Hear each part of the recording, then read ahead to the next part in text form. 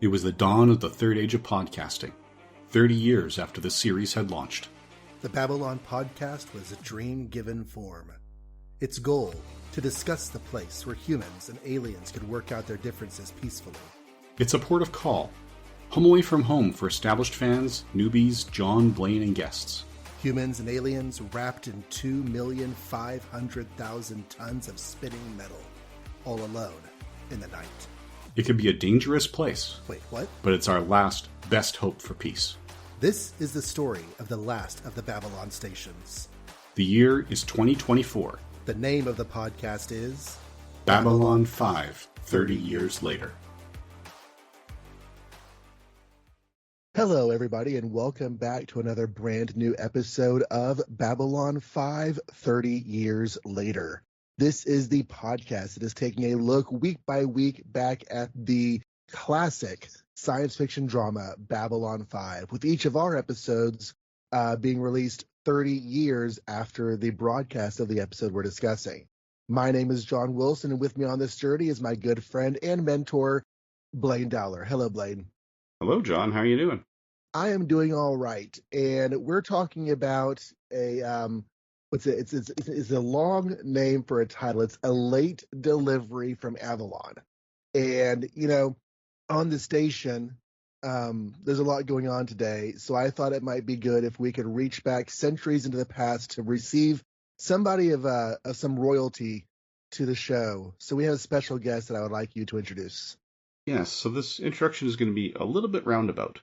As longtime listeners know, I've been heavily referencing the script books and the Asked and Answered books that were produced by the Babylon 5 books team.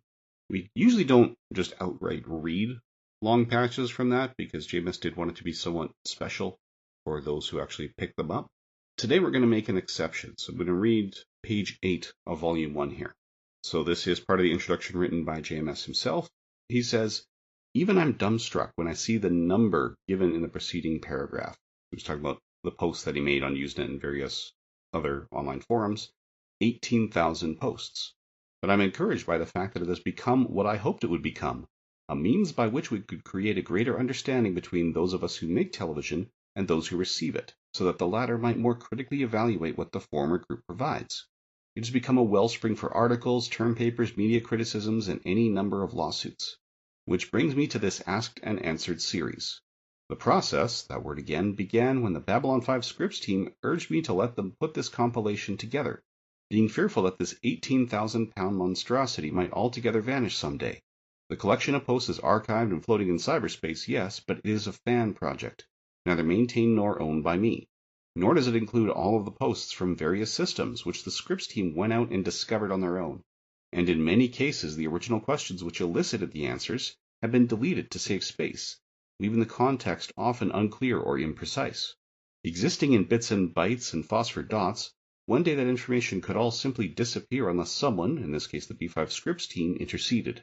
Which begged the question, who on earth would be willing to go through 18,000 messages, many of exceeding length? I will, responded Jan Schroeder. I had previously called Jan insane when she spent a year compiling the Joe Cuts, an inventory of nearly 1,000 differences between the original Babylon 5 scripts and what actually ended up on the screen, a document that was published in the limited edition 14-volume script series. Her offer only confirmed the diagnosis and has provided sufficient evidence to hold up in any sanity hearing in any court in any country, now or in the future. Nonetheless, she began the process of sifting through these postings, a job that would consume 2 years, 4 online systems, chat transcripts, and, for all I know, smoke signals.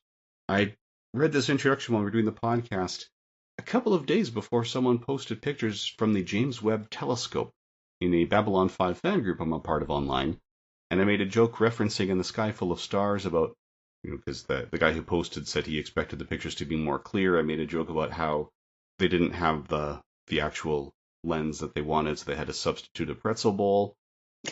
And lo and behold, someone by the name of Jan Schroeder responded to that comment. And it is the same Jan Schroeder who's been kind enough to join us here today. Very warm welcome for Jan. Hello, Jan. Hello, good morning. Thank you for having me. Oh, we're delighted to. We're excited to have you on here. And just because I have a horrible memory for details, did you choose this episode? I did. This one Okay. is my favorite episode of the entire series. After I do the recap, I'll be delighted to hear why you think so, because I'm a little bit left at a loss by it. But that's not a comment on the episode, more just a I don't know what they're trying to do. But maybe that's because there's stuff I don't know about the future. That's always possible. I'll tell you right now, it's part of that, and it's part of I want to work with Michael York, but we'll get into that in more detail. Alrighty. Well, this is well, actually, should we talk about how you came to the show, Jan? Like how you came to Babylon 5? Sure.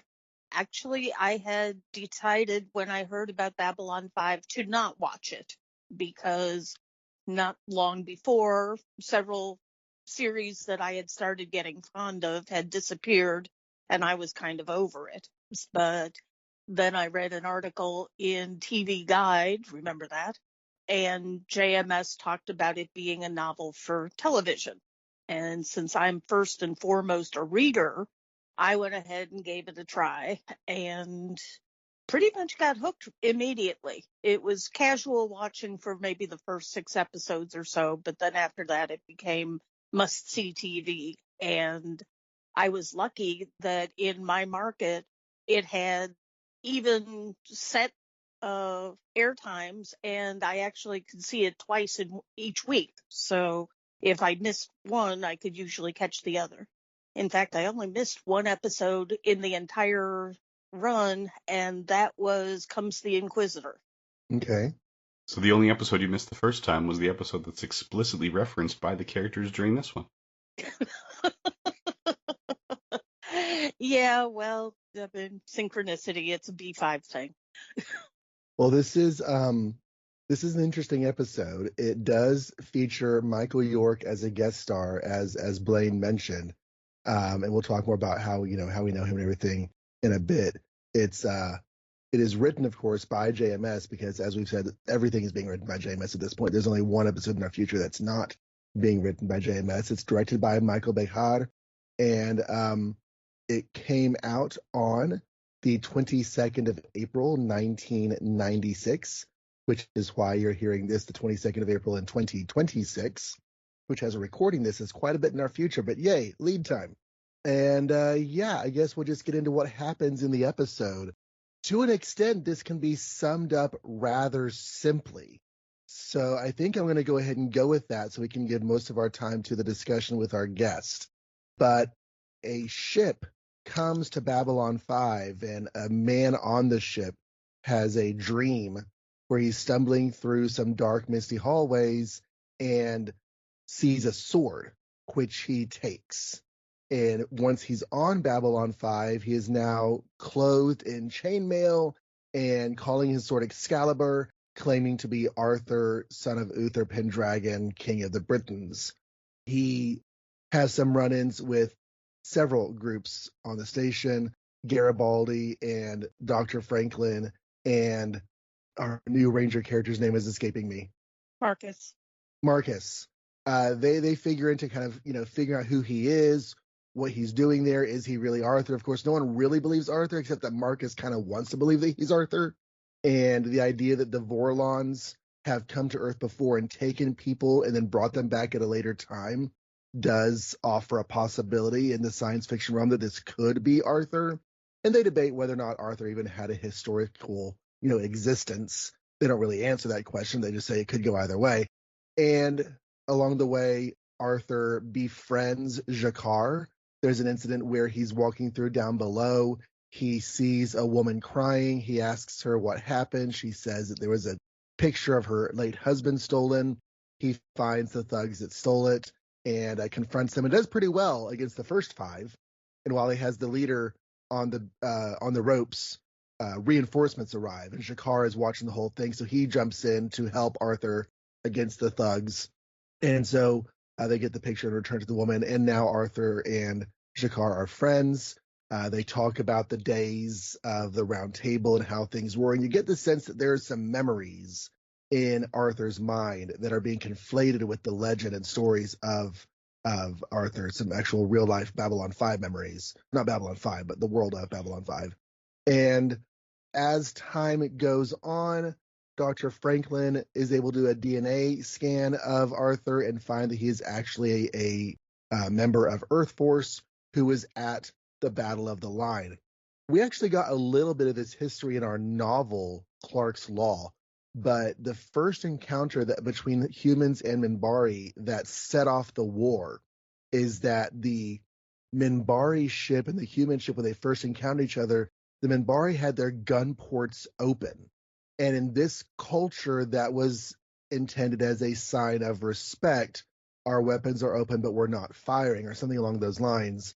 But the humans took it as hostility because the open weapons are open, so of course they could fire at any moment. And so they fired the first shot, and this man, Arthur, was actually the man who fired on the other ship, which led to a battle that killed their leader, the Ducat, which led to the Earth-Minbari War, which is, of course, the huge event 10 years, or I guess 12 years at this point, in the past of the timeline. And so this man has found some way to find peace in this fantasy because he, obviously is disturbed by having been involved in those events. When Dr. Franklin is trying to talk to him about all of this, he briefly goes catatonic because he's in his mind again and somebody stabs him in his mental dreams. But later he's able to turn his sword over to the, quote, Lady of the Lake, Delenn. There's not a lot of exposition about how exactly that helped, but it did. And when he's functional again, he goes up with Jakar to live with the Narn people and basically be a knight among the Narns. So that's the main plot. There is a minor subplot of, can we keep the main functionality of Babylon 5 going, which I think gives Captain Sheridan one scene, so he has something to do in this episode. And there's also a humorous subplot that has a scene at the beginning and a scene at the end where Garibaldi expected a package from Earth. It's this large crate, and shipping costs have risen starkly since we have broken off from Earth. It's 100 credits COD, cash on delivery, to get the package, and Garibaldi doesn't have it. So he goes home upset at the beginning of the episode. At the end of the episode, he comes back to the Postal Service and says, okay, here's your 100 credits, give me my package. By the way, y'all aren't being funded by Earth anymore, so who's going to pay your rent for your facilities and, your food costs and your room and board and everything else that you're doing here? And the guy's like, okay, fine, how much? And Garibaldi says, how about 101 credits? And therefore, he's able to get his money back for the box, and also, so that's the basics of the episode. I could have gone a lot more detail on the journey of Arthur, but the details of it we can talk about as they become relevant to the conversation. The basic shape is a pretty simple one. So I'll start by saying that I am a little bit confused by why this episode exists, which is not to say I didn't enjoy it on its own merits. I did. But as far as where it came from and why it's here, it's possibly the most mystifying episode I've seen to date, and that includes like TKO. So I don't know. But Jan, what do you love about this episode? The only thing I'm not a huge fan of about this episode is the male subplot.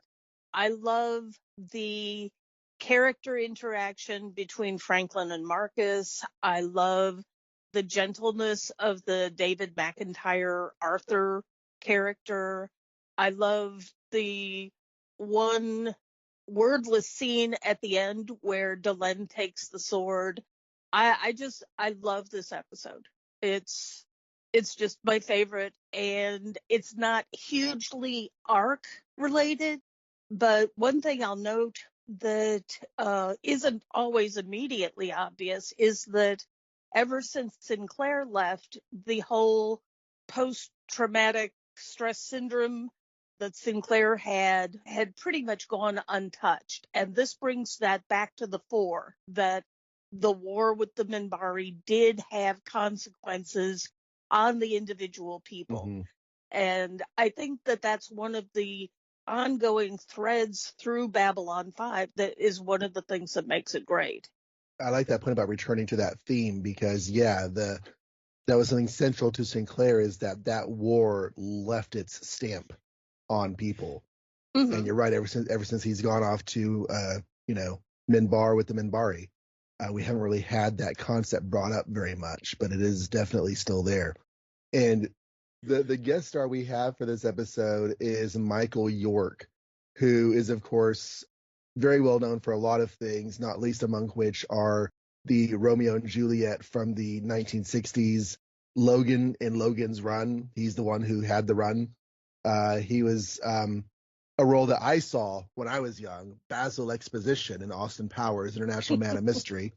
And I have not seen Cabaret, but he was in Cabaret. So those are 4 of his things. Of course, he has a credits list as long as my arm, which I guess anything could be written as long as your arm if you make the writing small enough. Oh, yeah. Or large enough. Or large enough. But no, yeah, he's got 170 IMDb credits, but I would say for a lot of sci-fi fans, Logan's Run is probably the biggest one. I'm sure John may not be able to place the exact episode, but he was the voice of Kanto in an episode of Superman the Animated Series the year after this.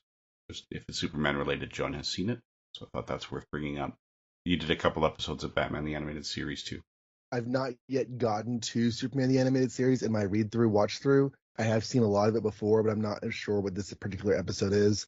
Jana, I've made it a mission to watch and read everything Superman, and I've made it from 1938 into 1995. Very impressive. Lots and lots of Superman. I don't know what I can do with this accomplishment, but there it is. It doesn't really matter. And if you have played the Shadow of Apocalypse game from 2002, he also voiced Kanto in there. Okay.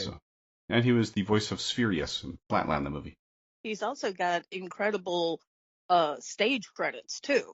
Yes. I saw him in Camelot and was a little concerned that I would be seeing David McIntyre, but that didn't happen for even a second. Whom did he play in Camelot? King Arthur. King Arthur? Okay. Yes. Sorry, that so he's like, clear. I've done this before. I can do this again. I've practiced for this.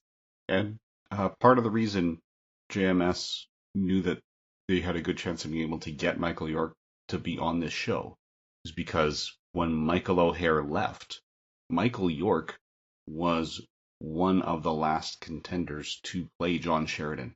He was very, very much in the running. That would have been interesting. Yeah, as JMS puts it in the script books that he doesn't think anyone could play Sheridan better than Boxleitner did, but Michael York would have done a great job. It would be like, I'm blanking on his name, but there was an actor who was probably best known for Alien, who was also in the running to play Picard on Star Trek, Yaphet Kotto. And Yaphet Kotto versus Patrick Stewart. Next Generation could have been every bit as awesome, but it would have been a completely different type of awesome with Yaphet Kotto in the captain's chair. I can see that. And it brings up an excellent point. There's so many excellent actors, not being for we viewers to not be able to imagine anybody else in a part that we love really sure doesn't apply. I mean, yes, it would be different, but that doesn't mean it wouldn't be every bit as excellent. And I think York would have been excellent, although my personal opinion is that he might have been a little too close to Sinclair, the way he might have played it. I don't have the details on why they went with Boxleitner, but that could have been part of it. It might also be that Boxleitner agreed to take the pay cut to join the collective agreement with the other actors. I don't know if York was willing to do that, but when you have someone who could demand triple or more of what everyone else is asking and says, no, I'm good getting paid scale plus 10% each year. For the bean counters, that makes a huge difference. At that point, I think Boxleitner had the name recognition also. He did. So he was bringing that star power in without bringing in the payroll budget that usually goes with it. Right. Which is a nice get, probably, from a hiring, casting point of view. Yeah. It's the sort of thing that would make Doug Nutter salivate. Blaine, what was one of your takeaways from this episode? So this one, the first time I watched it, I was like you, I didn't really see how it fit into the bigger picture. I will say, on those B5 fan groups, or even just my friends when they're posting online, they'll often say, hey, I remember this quote vividly. Which episode is it from? And there's a couple of quotes they frequently ask about that are from this episode, and they forget it. So there's Marcus's early speech about how he takes pleasure in the general unfairness and hostility of the universe. Love that one. Yeah, so that's probably the best known Marcus dialogue in the series. That's from this. I also like Shikar's speech where he says, "We were the good guys, they were the bad guys. There's no moral ambiguity," and they made a very satisfying thump when they hit the floor. The Green Knight. Yeah. Yeah, the Green Knight with Sir Gawain, drinking himself onto a stupor. That was funny. It's nice there to was see a lot. Jakar lighthearted too. That was really interesting. Not only lighthearted, but sincerely intrigued by a human. Mm-hmm. You don't get that from Jakar, maybe ever. Humans are somebody that he has to deal with, and there are some that he respects. But to be like drawn to and intrigued by a human, I'm not sure that we've seen that before. And I found it rather interesting here. It was, of course, the scene where not Arthur, was fighting on behalf of somebody else, and Jakar didn't know what the mission was at the time. Maybe he just was drawn to the underdog quality of the fight. But yeah, it was interesting to see their dynamic. I agree because when they're sitting at the table later on, Jakar is just spellbound by listening to Arthur. So yeah, the fascination, I hadn't thought of that before, but that's an excellent point. And remember, Jakar wouldn't know enough about human culture necessarily to flag this guy as insane. When he says, "Oh yeah, I'm a king from Earth," Jakar might just be taking that at face value. Could be. Although as an ambassador, I'd expect him to know who was in charge of what, but who knows what Earthlings are going to do. Yeah, so Jakar could be going, "Well, I haven't heard that, but maybe it's just a minor country," and still run with it because this guy has charisma and he has nobility and he's got a sword. Mm-hmm. Which goes far with Jakar. And maybe there's an aspect of cultural or personal ideals of what life would be like if we weren't fighting the whole, Centauri occupation, subjugation thing for the last several generations. And whatever Arthur is saying and describing appeals to that aspect of his, his ideals of what life should be like. I'm just kind of spitballing here, but maybe there's some of that going on. Because Jakar's life has not been at all what he wishes it were. And maybe there's something that he's saying here that's like, oh, yeah, that seems neat. Yeah. The fact that somebody's fighting just because it's the right thing to do, not just because they're being subjugated. I think that would be very attractive for Jakar. I really did like, y'all mentioned the quotability of the show. There's a lot of really well-crafted dialogue in this. Just a lot of really nice scenes of conversation between people. Some of it moving forward the exposition of the plot, a lot of it not. It's just kind of there. So it's an exceedingly watchable episode while you're racking your brain going, what's really going on with this Arthur thing? The episode is quite a treat in the midst of its somewhat confusing nature. It is, and I do appreciate the fact that we've already seen Jack the Ripper. So when Marcus throws out the idea, well, maybe the Vorlons did this too. It is possible, but they very immediately tell us we are doing a different direction this time. It is not that same story because Franklin steps in and says, no, his speech patterns are way too contemporary. He is not from 1700 years ago. There is something else going on. Mm-hmm. Well, to be fair, it wouldn't be just his speech patterns. The man would be speaking an entirely different language. English has evolved quite a bit during that millennium of no written language is all just spoken. Yeah, English changed a heck ton. And that was one thing I thought about at the very beginning of the episode before they started addressing the answers to the questions. I'm like, this show doesn't do universal translators. This show has languages. And this man is not speaking the way Arthur would have spoken. So he can't be Arthur or the show dropped a ball, one or the other. Yeah. Even if you just look at how much modern students struggle with Shakespeare, who was 1,000 years later and speaking in his version of plain English. Mm-hmm. A poetic version, but yeah, still just English. One of the things you bring up is interesting, though, is that when you're racking your brain trying to figure out what's going on and why that episode exists, is this was a longer version of the way that JMS would tend to break tension. It's fairly well known that, when things are getting really tense and the whole universe is about to be destroyed, then Ivanova will come up with a quip, or Marcus will come up with a quip. And so you fall down laughing for a minute, and then you continue on with the tension. But it does break it that little bit. And I think that this episode, given its positioning in mid-season 3, is one of those tension breakers, if that makes any sense at all. Yeah, it very much does. And it's easy to forget the narrative need for those kinds of breaks when you're, getting into analysis mode about each little episode. It's just, for a writer to say, okay, you know what? Let's relax for a week. We'll get back to, Earth coming after our station and trying to kill everybody and all the racism next week. For now, let's just sit and have a bit of a romp, as they say. Yeah, so we've had, now with this and Seek Transit Veer, we've had 2 episodes in a row that start light, but then end pretty heavy. I mean, this ends with Franklin forcing David to confront reality, which almost breaks him, as Marcus warned him it would.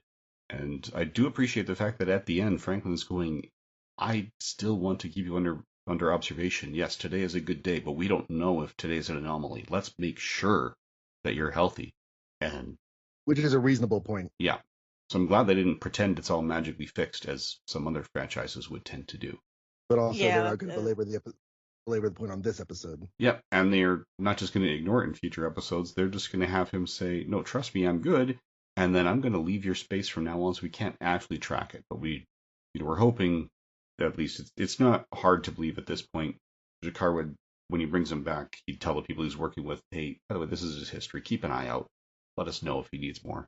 But yeah, I think this is partly that tension breaker because, again, not spoiling anything that happens after this episode. I'm just looking at what we have coming up before the next broadcast break. And tension needs to be broken. There's that War Without End 2-parter that's looming just over the horizon. So yeah, I'm assuming Ship of Tears are bad. So I'm assuming things are going to get kind of grim over the next 4 weeks. So yeah, having this right here is probably just like this is your last chance to breathe before we go over the hill on the roller coaster. Yeah, this is Captain America giving people the last chance to get off the elevator. So which one of us is secretly Hydra? That's what I want to know. Jan stays conspicuously quiet because she might be keeping her head down low.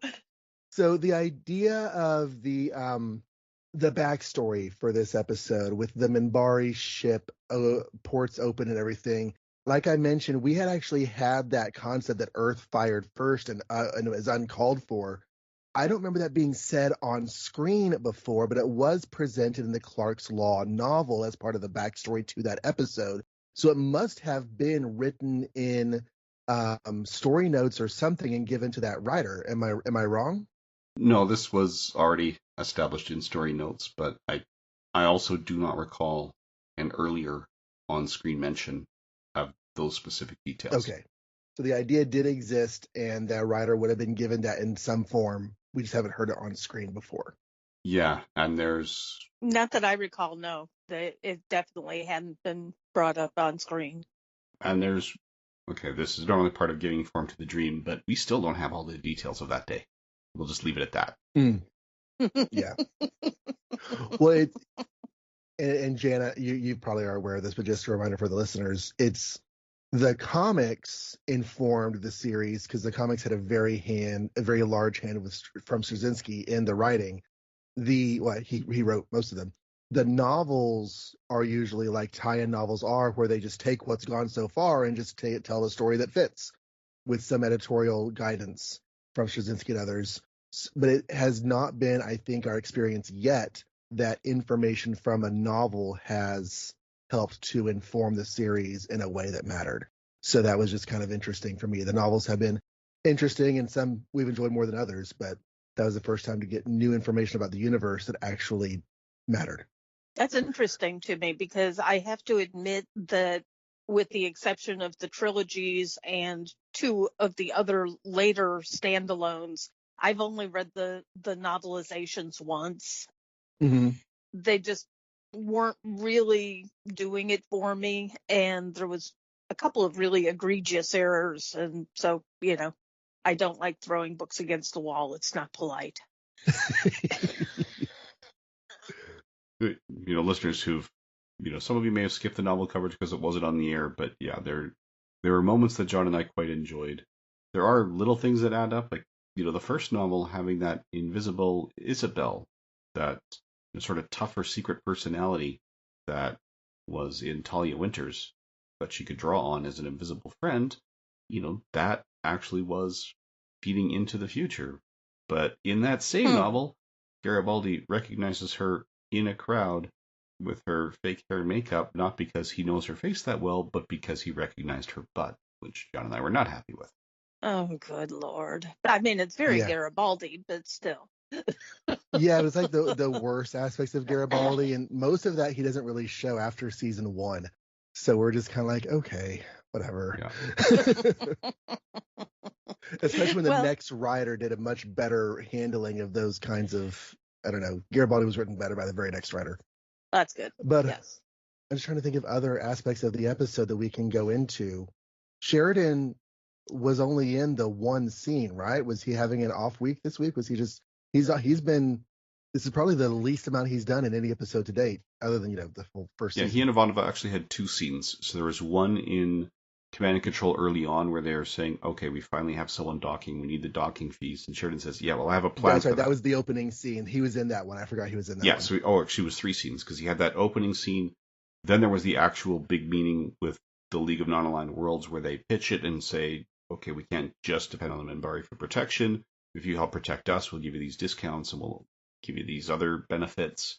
And then there was one other wrap-up scene where they say enough of them signed on to make that work.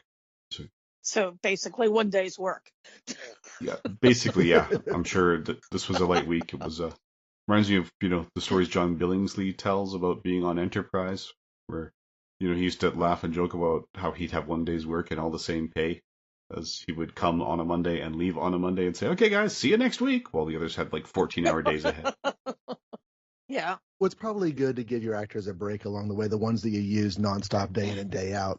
I remember classic 60s Doctor Who, they were making episodes 42 out of the 52 weeks of the year, and each of the main cast would get one story arc where they do all of their filming for their scenes in 1 day, and then they're cut in with film over the course of the story while that particular actor goes and has a month off in the middle of the year because they're working all day every day the other however many weeks. So it's good to have give your actors a chance to rest, recharge. I had actually forgotten about the whole getting the other races to sign on to protecting Babylon 5 in this episode. That was one that I, like other people, I tend to forget that aspect of the episode, but that is definitely arc related and crucial to keeping the idea that, we're still a besieged station to the forefront, but it's not overly heavy in this episode. But they do make progress with everybody signing off that needs to. Yeah, they recognize the realities. Signing We're on. saying we have operating costs that we must somehow satisfy. Let's find a way. Yeah. And those scenes and also the post office scene are really the only scenes that, to me, feel like they're pushing forward life on the station as far as the narrative there. But getting all the other worlds to sign on to support Babylon 5, that seems like, although a minor one, a step of the story that might, have ramifications later, or at least, be used later. Unless we're bringing Arthur back, the once and future Insane King or PTSD King. Yeah, it's not a huge spoiler to reveal that this is Michael York's only appearance on Babylon 5, but I will say that what we learn about the start of the Earth Minbari War will be relevant again. So that piece is in there, and even the bureaucratic end of recognizing that, the post office and the mail is going to be an issue. Right? I don't blame Garibaldi for wanting to get to that case early if it's got high quality mozzarella in it.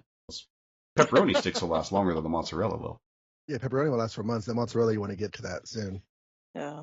Well, he's got contacts. He can get somebody to smuggle something in, I'm sure. Yeah, and Jabez even admits in the introduction that, yeah, Garibaldi probably could have handled this much more quickly, but it was more fun to see him getting wound up tighter and tighter and tighter before he finally snapped.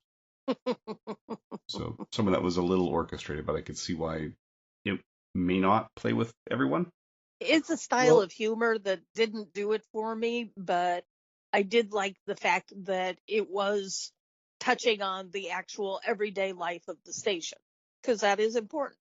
And also, we didn't get the name of that post office worker, but I'm betting he's a Clavin. I wouldn't be surprised. It is maybe of note that actor is also the man who gives Jakar the information on Narn communications in the later scene.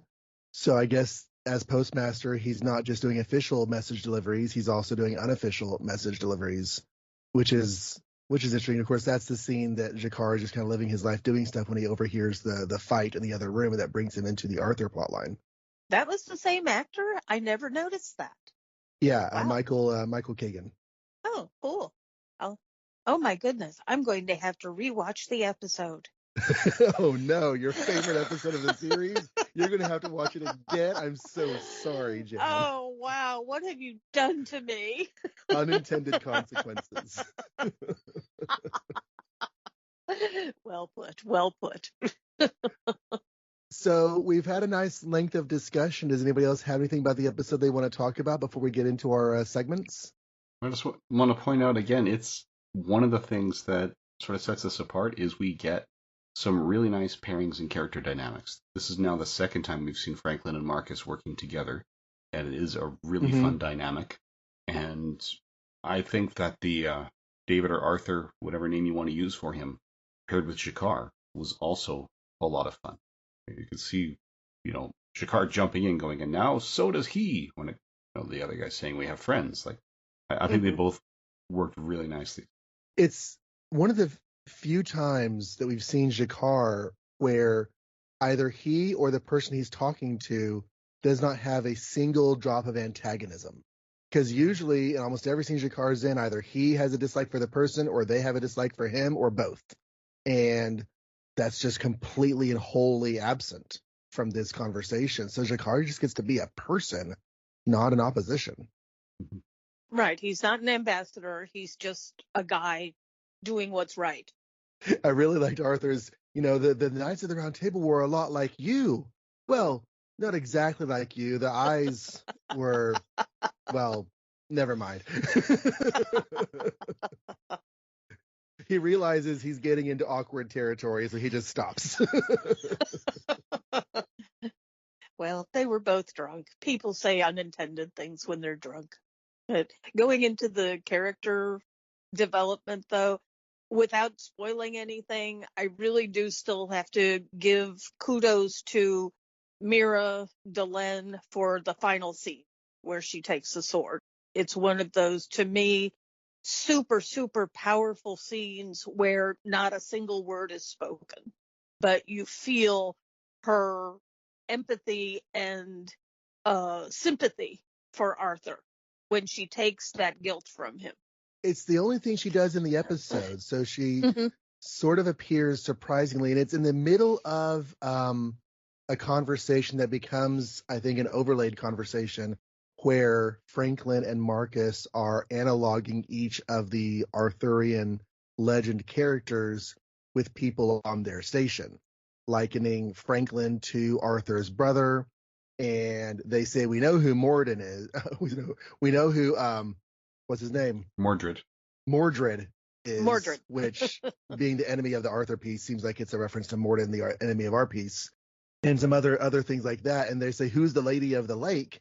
Cut to Delenn walking in on a catatonic Arthur, and in his dream, he hands over the sword, and in reality, we see him wake up and give the sword to Delenn, and she's intrigued and mystified and honored, maybe. to take it. But you're right. There's zero dialogue or exposition or anything. It's just almost like a passing of a mantle that we didn't even know existed. That's a good way of putting it. Yeah. Yeah, Axa.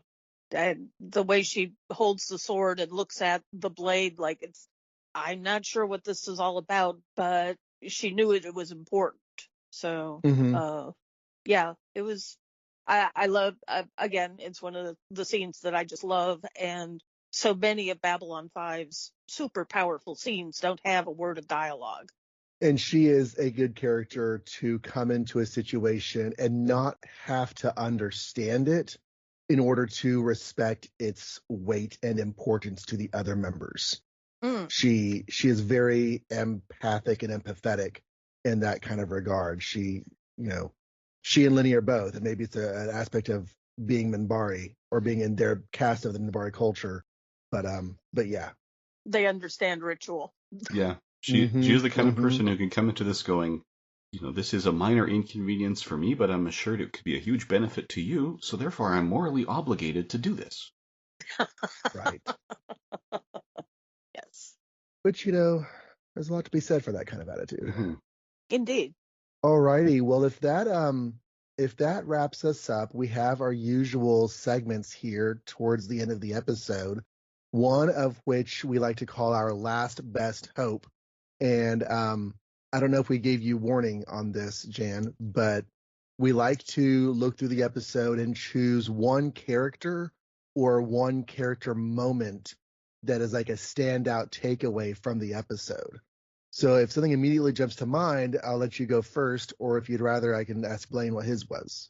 I kind of gave you one, so let's go with Blaine and I'll think of another.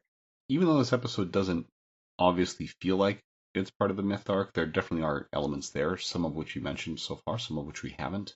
I think my favorite point is Marcus's speech that doesn't really stand out a huge amount. I'm going to see if I could find the exact quotation, but his whole thing about, taking. Okay, I'll go to the fandom memorable quotes. It's got to be in here. Oh my God, it's not. Okay. I've got the scripts right here. If you can give me a few words, I can look it up. I've got it as well. Mine is the actual republished version. I'm not holding Michael York's actual copy in hand, unlike some people.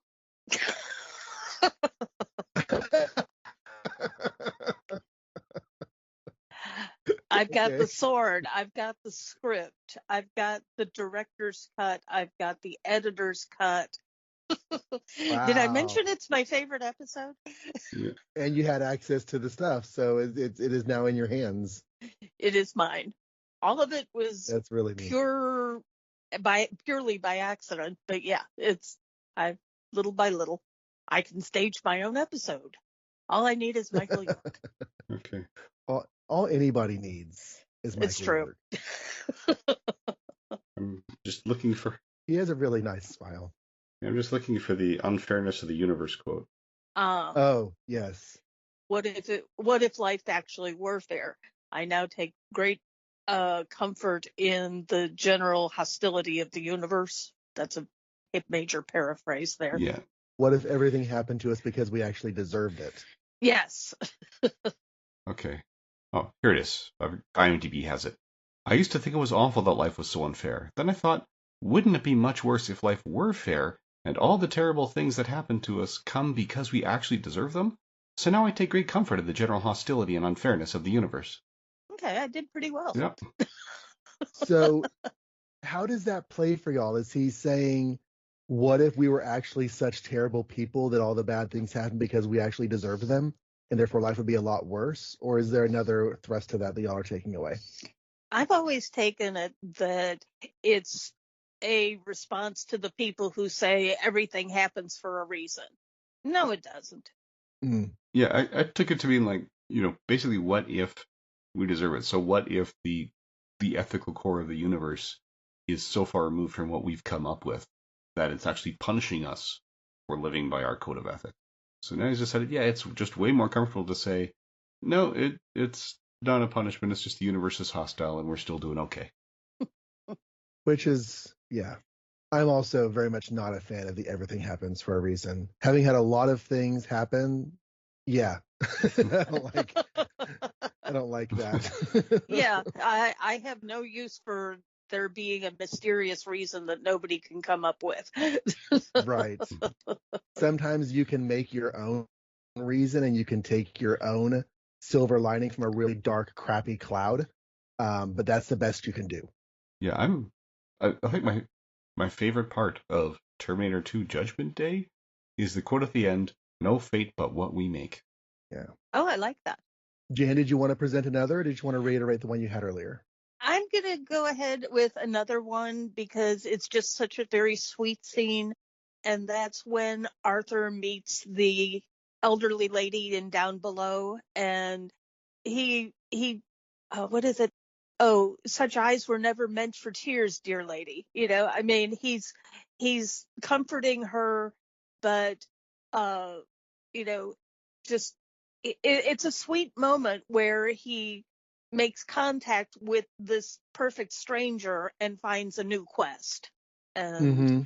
I just, it brings out the fact that there's still thugs and Down Below and everything like that. You've got the dirty side of the station, but you've got a sweet moment where he stops to help a stranger. And so even though we know he's not Arthur, he is living up to the Arthur mythos. Right. Yeah, and I like the way he addresses her old mother. Mm-hmm. Is a very, old-fashioned way of acknowledging age without being rude about it. Right. Acknowledging age in a respectful way. Japanese has some elements that are built into its colloquialisms where, whenever a young man who's older than you, you just address him as big brother. An older man, you address him as grandfather. And these are just, they don't have to know them. You can just, if you want to be kindly, you can just call them that. Mm-hmm. So because my brain keys into trauma, the scene that left me really thinking is the one where Arthur's real name escapes me every time I try to think. David McIntyre. David McIntyre, yeah. David McIntyre is recalling his events at the Battle of the Line and linking them to the elements of the story that he had told Jakar in passing earlier.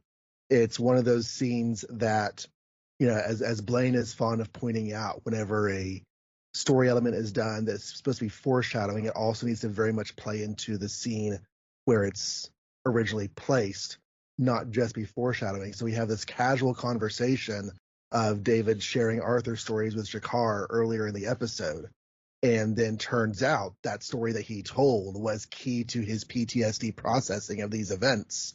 And Mm-hmm. whenever he's going through the memories and reliving them with Dr. Franklin, the elements of the snake and the sword, The misunderstanding, yeah. the misunderstanding of it all plays directly into what he is having trouble coping with and healing from his hand in the events of the Minbari War. So that was a pretty intense scene. And while there are a lot of very well written dialogue scenes in this episode, a lot of really good interactions from characters, that was the one that left me probably the deepest. The pain in his voice is so real. Mm-hmm. Possibly drawing on the actual pain of wearing genuine chainmail, which showed up the day of filming and was incredibly heavy. Which, side note, where did he get that? I mean, he just has a dream about having a sword and suddenly he's girthed in chainmail. Well, the B5, the production team didn't feel it was cost effective to make one, so they ordered one. It showed up the day of filming, and they had no idea how heavy that thing actually would be until it came. And they were saying, okay, you don't have to do this. And York is like, nonsense, let's just get started. So he was filming action scenes inside genuine chainmail armor. Narrator's voice, and Michael York regretted his choices that day. He's the consummate professional who also takes the curse of the Scottish play very seriously, and as was learned by one of the makeup people who named it in front of him and had to undo the curse with the complete ritual of leaving the building, walking around, turning 3 times, spitting, saying certain things, and then waiting to be invited back inside. Well, they say Okay. that the another thing in the book about the armor was that it was abrading his neck, and they had to use heavier makeup each day. So I suppose when I watch it again, I should look out for which day was which on the shooting schedule. Because, yeah, it was leaving indentations in his neck from the weight. Yeah. Oh, from just the weight of it pressing down on the back of his head. Yep. Wow. So our next segment and our last large segment is the giving form to the dream. And this is where, because this is a spoiler-free podcast, because I'm new to the show. We have a lot of listeners out there who have never seen it before, or I assume we do. They haven't written in yet, but maybe they're out there. And so we want to talk about elements from the episode that are of note and of import for later, but not necessarily why or how, because we don't want to spoil the events. We've talked about the elements of the Minbari War that we've learned, and I'm not sure what else we've had so far in the discussion that would play into this. So I'm going to let Blaine lead, and then Jan, if you think of anything else you want to throw in there, and we'll see what we've got. So the things I noticed, some of them are obvious. They are not at all hidden in terms of the Ivanova and Sheridan scenes, right? Setting up the League of Non-Aligned Worlds to help offer protection to the station. I don't think it surprises anyone that it's not the last we've heard of that. But yes, we have learned things about the start of the Earth-Minbari War and the misunderstanding that led to it, which we had learned some about in the novel, but it's the first time we appear on screen with it. That is going to be relevant. We also hear about them matching up characters on Babylon 5 to characters from the Arthurian legend. So there is the idea that Arthur's primary mentor and assistant Merlin was actually aging backwards. So the reason he was able to provide such prophecies and be so effective is because he was from the future. This will be relevant. And okay, so just to fully flesh that out, in the episode, that was a reference to Kosh being a potential match for Merlin. So I don't know what that relates to his storyline, but and it may not be Kosh's storyline. The main thing is the idea is that Arthur's assistant Merlin, who gave all these accurate prophecies, came from the future. And then I think the other piece where they were matching it up, it was very deliberate that they couldn't think of a good match for Morgana Le Fay at this point. Yeah. So, Jan, did I miss anything? The only two that I can think of is, and this is fairly not subtle, but it's not something people talk about a lot, is that Franklin's just insistence on doing what he thinks is the right thing and then finding out that it was pure arrogance. I think that's a theme that we run into a few times throughout the show. And specific to the episode is the final scene that I've talked about so much already. Yeah. That's a good way to sum up, because we have seen that a lot, even going all the way back to like Believers with the kid who was going to die, and Franklin insisted that he knew the right answer was to do the surgery against the parents' wishes, etc. And that's way back in the first season, but that's a really strong example of the same kind of mentality, which I hadn't really put together as a theme for Franklin, but you're right, it very much is. Yeah, I mean, he's so dedicated to the healing aspect that he doesn't often pay attention to the human aspect, or alien, as the case may be. Yeah. Right. Yeah. Yes, those are good points that they're building and continuing as we go forward. Okay. Well, you did include something that I was not sure if it was a thing or not, because it's just kind of a line that's thrown out there that could have just been a line, but the fact that it was deliberate, and that was the Morgana Le Fay reference. Because the way that line is said, it's almost like a laugh. Oh, who's Morgana Le Fay? Cut scene, go to something else. So yeah, I was wondering if that was a thing. Yeah, and for all we know that they came up with an answer after they turned the corner, because their conversation is going on. But yeah, that's foreshadowing. For the writers and the viewers, that has meaning, even if it doesn't necessarily for the characters at that moment. Okay. Well, this has been a fantastic conversation. Thank you very much for being on the show with us today, Jan. You're very welcome. Thank you for having me. We are going to be back next week to talk about Ship of Tears. And we have about a month left of episodes before we go back on another broadcast break, which will, of course, include our feedback segment episode special, So you should send us your thoughts on the episodes. There are several ways to get in touch with the show. Blaine, what is the first one of those? You can email us at babylon530yearslater@gmail.com, and we have captured all 4 variations, so you can use numerals or spell out the numbers, totally up to you.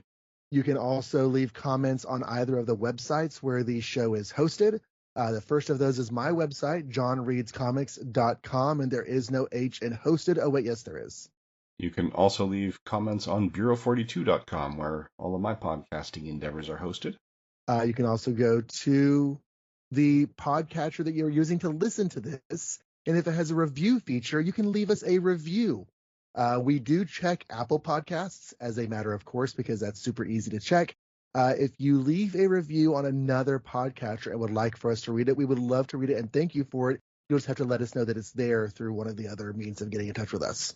And talking about those other means, one of the ones that's actually turned out to be quite popular is to leave comments on the YouTube posts, where these episodes are automatically cross-posted. All right. Blaine, is there anything else you want to say to for or about Jan before we close out? Just thank you very much for joining us. She's one of the big relevant contributors to that particular Babylon 5 Facebook group. But yeah, it's nice to have someone with this much expertise coming in. I mean, I've been drawing on these books for every week of the podcast, and then here we have the person who is the reason they exist. Jan Schroeder is insane. It's on my coffee mug at work. It's a delight to have like a writer or something, but then to have just like a fellow fan who just had the opportunity to get really involved in the show, to such a significant and noted degree is very fun. And I'm glad that we also have had some interactions on Facebook. So, yay. Yay, I appreciate it. And thank you for thinking of me when you brought up the choosing episodes, because this is definitely a favorite. But, I do want to catch up on your podcast, so I'll definitely check out more of them. If you will have to let us know if there's an episode from season 4 and or season 5 that sticks out in your brain and something you would like to talk about, because we would love to have you back on the show. Oh, thank you. All right. Well, until next week with Ship of Tears, thank you everybody very much for listening. And good eating to you. Good eating to you.